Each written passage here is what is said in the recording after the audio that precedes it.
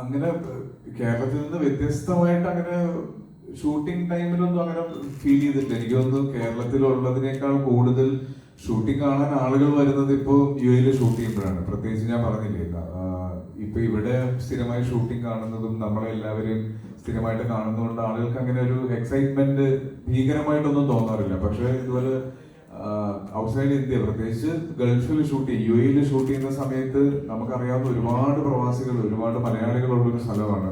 അപ്പൊ അവർക്ക് ഒരു നടൻ എന്നുള്ളതിനേക്കാൾ കൂടുതൽ നമുക്ക് പരിചയമുള്ള ഒരാൾ നാട്ടിൽ നിന്ന് വന്നിട്ടുണ്ടെന്നുള്ളൊരു സ്നേഹവും അടുപ്പവും ഫീൽ ചെയ്യുന്നതുകൊണ്ടാണ് അവിടെ കൂടുതൽ ആളുകൾ ഷൂട്ടിംഗ് കാണാൻ വരുന്നുണ്ട്. പ്രത്യേകിച്ച് ഇതിന്റെ നൈറ്റ് സീക്വൻസ് ഒക്കെ ഷൂട്ട് ചെയ്യുമ്പോൾ അവരുടെ ജോലി കഴിഞ്ഞ് വന്ന് വെളുക്കോളം ആ ഷൂട്ടിംഗ് കാണാൻ നിന്നിട്ടുണ്ട്. ഷൂട്ടിംഗ് കഴിഞ്ഞിട്ടാണ് ഞങ്ങളുടെ കൂടെ ഫോട്ടോ എടുക്കാനും സംസാരിക്കാനും ഒക്കെ നിന്നത്. പല സമയത്തും ഭക്ഷണം കൊണ്ടുവന്ന് തന്നിട്ടുണ്ട്, കുഞ്ഞു കുഞ്ഞു ഗിഫ്റ്റുകൾ കൊണ്ട് തന്നിട്ടുണ്ട്.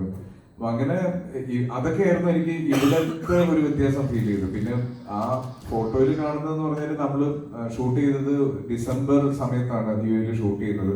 അപ്പൊ നമുക്ക് എപ്പോഴും ദുബായിനെ പറ്റിയും യു എനെ പറ്റിയും പറയുമ്പോൾ ചൂടാണ് നമുക്ക് ഓർമ്മ വരുന്നതെങ്കിൽ ഈ സമയത്ത് ഒരു നവംബർ പകുതി മുതൽ ഓൾമോസ്റ്റ് ഒരു ഫെബ്രുവരി വരെയുള്ള അതിഭീകര തണുപ്പുണ്ട് യു എയിൽ. അപ്പൊ ആ തണുപ്പത്താണ് ഷൂട്ട് ചെയ്തത്.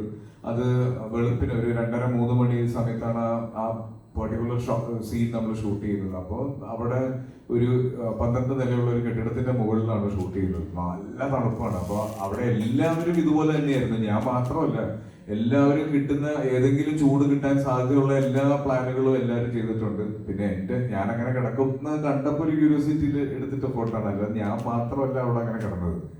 പിന്നെ ഒരു ഷൂട്ടിങ്ങിന് വേണ്ടിയിട്ട് എല്ലാ രീതിയിലും സഹകരിക്കുക എന്ന് പറയുന്നത് നമുക്ക് എല്ലാവർക്കും സന്തോഷമുള്ള ഒരു കാര്യമാണ്. ഇപ്പൊ ഞാൻ ഒരു ഷോട്ട് കഴിഞ്ഞ് ഇവിടെ ഭയങ്കര തണുപ്പാണെന്ന് പറഞ്ഞ് ഈ 12 നില നടന്ന് താഴെ ഇറങ്ങി കാരവനിൽ പോയി ഇരുന്നിട്ട് ഷോട്ടിന് വിളിക്കുമ്പോൾ ഈ 12 നില വീണ്ടും നടന്ന് വെള്ളിൽ കയറി വരുന്നത് എനിക്കും ഈ ഫുൾ ക്രൂവിനും ബുദ്ധിമുട്ടുണ്ടാവുന്ന ഒരു കാര്യമാണ്. അപ്പൊ ഞങ്ങള് കണ്ട ഒരു ടെമ്പററി ഷെൽട്ടറാണ് അത്. അപ്പൊ അത് ഭയങ്കര കാര്യമുള്ള കാര്യമൊന്നുമല്ല. നമ്മളെല്ലാ നടന്മാരും സിനിമയുടെ കൂടെ നിൽക്കാൻ ആഗ്രഹിക്കുന്ന എല്ലാ നടന്മാരും ചെയ്യുന്ന കുഞ്ഞു കുഞ്ഞു കാര്യങ്ങളാണ് അതെല്ലാം. ഈ സിനിമ ഷൂട്ട് ചെയ്ത